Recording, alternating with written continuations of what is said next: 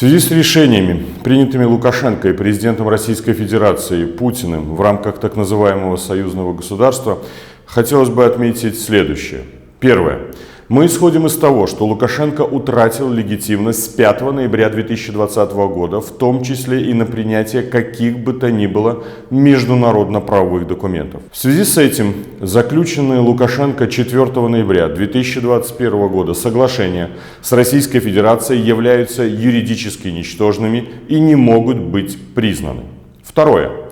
Источником власти в Беларуси является только белорусский народ, который имеет право определять свою судьбу через непосредственное участие в принятии решений или через формирование представительных органов власти. Поскольку в Беларуси нет легитимных органов власти и управления, белорусский народ не выразил своей воли на заключение таких соглашений. Третье.